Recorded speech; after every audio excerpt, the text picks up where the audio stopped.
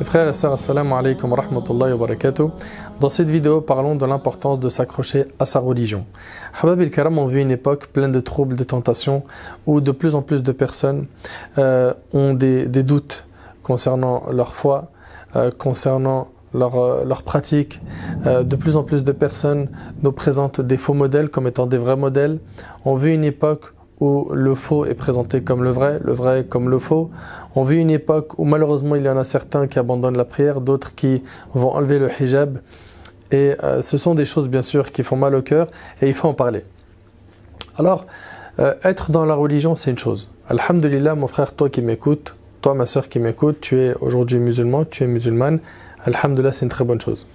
Peut-être que tu as cheminé et tu as pu te repentir ou tu t'es converti à l'islam, c'est très bien, je te félicite. Mais la question est, as-tu une garantie de rester sur ce chemin?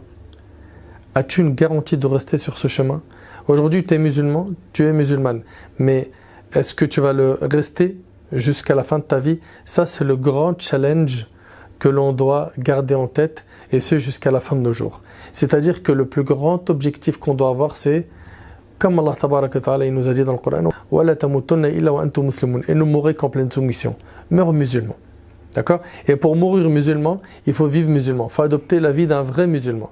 Et quand je dis musulman, je parle de vrai musulman. Ça veut dire quoi un vrai musulman? Ça veut dire tout simplement quelqu'un qui met en pratique ce qui vient d'Allah et son messager alayhi salam.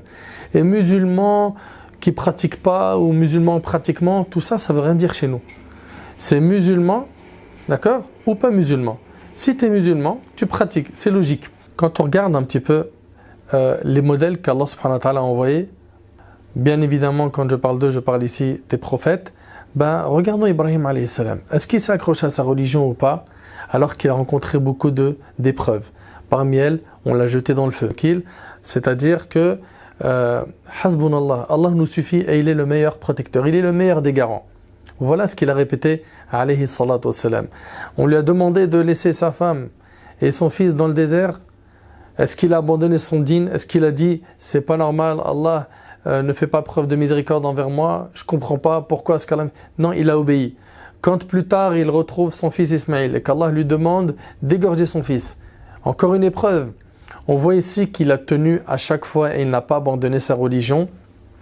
Et il est devenu l'ami intime d'Allah subhanahu wa ta'ala. Quand on regarde également le prophète Moussa alayhi salam, il a été éprouvé au long de sa vie. Tout au long de sa vie, il a été éprouvé par Pharaon qui voulait donc se débarrasser de lui. Jusqu'à ce qu'il se retrouve devant la mer avec son peuple. Et vous connaissez certainement l'histoire. Inna la mudrakoun, ça y est, on va être rattrapé. Puis Moussa alayhi salam de les rassurer, de leur dire Kalla inna ma'iya rabbi sayahdin. Pas du tout, Allah est avec moi, il va me guider. Le prophète Nuh alayhi salam, il a tenu, il s'est accroché à sa religion. 950 ans, il prêche, il appelle les gens à l'islam. Ils se sont bouchés les oreilles, ils se sont moqués de lui. Il les a invités à Allah le matin, le soir, tout le temps. Il n'a pas laissé une occasion sans les appeler à l'islam. Et avec cela, il est resté ferme dans sa croyance, ferme dans ses convictions. Il s'accrochait à sa religion, il ne l'a pas abandonné, il n'a pas craqué. C'est-à-dire qu'il appelait à Allah, il faisait le travail donc qu'Allah subhanahu wa ta'ala lui avait confié, cette grande mission qui est d'enseigner la parole divine, et il a tenu. Et les prophètes étaient comme ça. Parmi les prophètes, il y en a qui ont été emprisonnés, d'autres qui ont été tués. Ils n'ont jamais abandonné leur religion. Ils n'ont jamais abandonné leur religion. Et ces prophètes ont éduqué des gens après eux. Et notre prophète, Muhammad alayhi salam, qui est le meilleur des prophètes, le sceau des prophètes, notre modèle, notre exemple, lui-même alayhi salam, a été éprouvé. Ils ont cherché à le tuer. Ils ont tué son oncle. Ils ont calomnié sa femme. Ses enfants sont morts pendant qu'il était en vie. Il a goûté à la maladie, à la pauvreté. Il a tenu fermement à sa religion. Il n'a pas abandonné son dîn. Et il a éduqué des compagnons qui étaient exemplaires dans la patience face aux épreuves. On connaît tous l'histoire d'Ammar ibn Yasir, Soumaïa. Donc cette famille qui a été fortement éprouvée, ils ont été torturés, ils ont été frappés, et jusqu'à ce que le prophète alayhi salam leur disait, patientez la famille de Yasir, votre rendez-vous est avec le paradis, patientez, c'est peu de temps et puis vous aurez le paradis. De même, Ka'b ibn Malik radiyallahu anhu, imaginez-vous un compagnon, pendant 50 jours les compagnons ne lui adressent pas la parole, ils ne le saluent pas, et le prophète alayhi salam est celui qui a demandé cela. Jusqu'à ce que, même à un moment donné, il va demander à la femme de Ka'b de s'écarter de son mari. Une grande épreuve. Est-ce qu'il a abandonné sa religion? Surtout qu'au même moment, il va avoir des propositions de vivre dans d'autres États et de rejoindre des non-musulmans et qui vont essayer donc de sympathiser avec lui pour le rapprocher d'eux. Il ne va pas abandonner sa religion, il va tenir fermement sa religion. Bilal ibn Rabah en est aussi un exemple. Énormément de hadiths, celui aussi de Abdullah ibn Hudhafa radiyallahu anhu, ce compagnon qui est impressionnant, où il se retrouve devant Héraclius qui lui dit « Je te donne la moitié de mon royaume et abandonne ta religion. » La moitié de mon royaume, imaginez-vous. Et il refuse. Ils l'ont emprisonné. Ils lui ont fait rentrer une femme qui est très belle, qui l'a tenté, qui s'est mise nue devant lui pour commettre la fornication avec lui. Et il a tenu, il a tenu comme une montagne.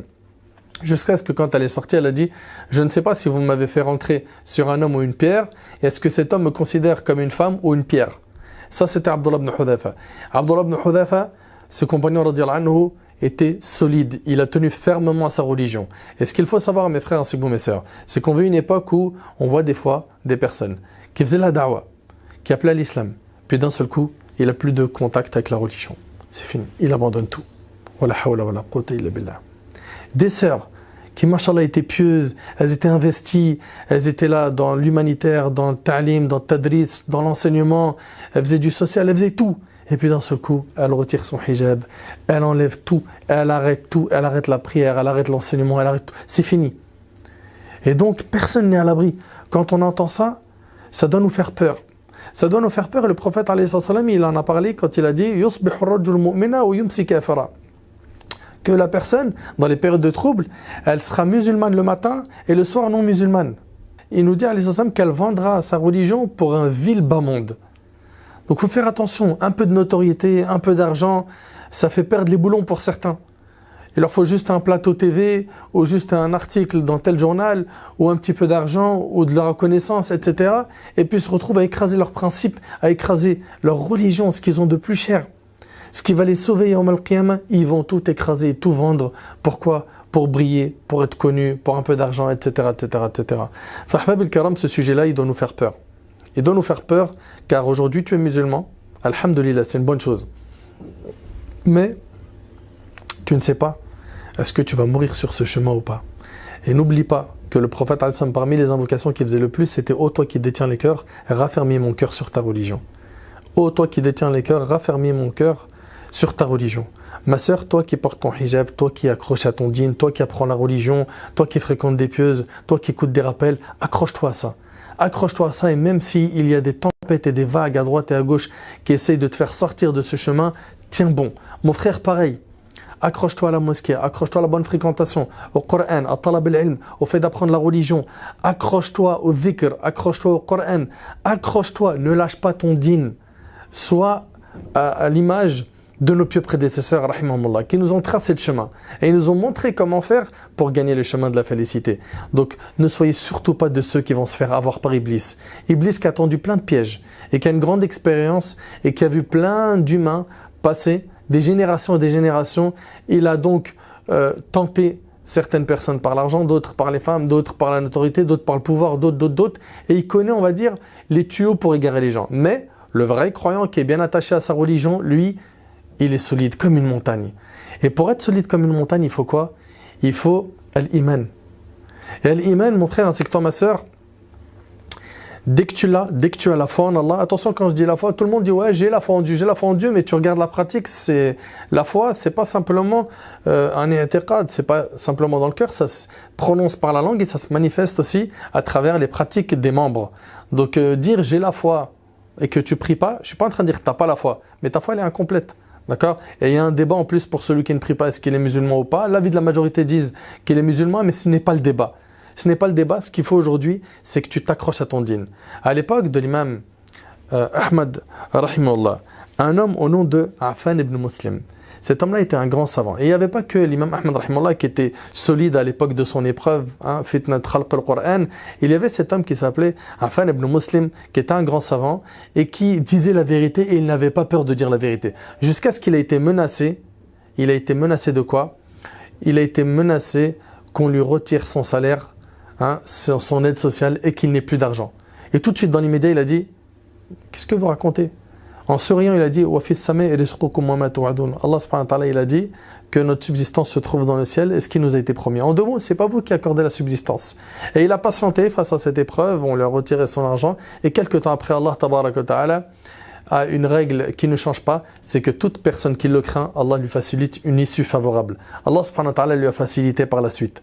Donc, mon frère ainsi que toi, ma soeur, toi qui es aujourd'hui dans le chemin de la religion, tu dois avoir comme plus grand souci de rester sur ce chemin jusqu'à ta mort.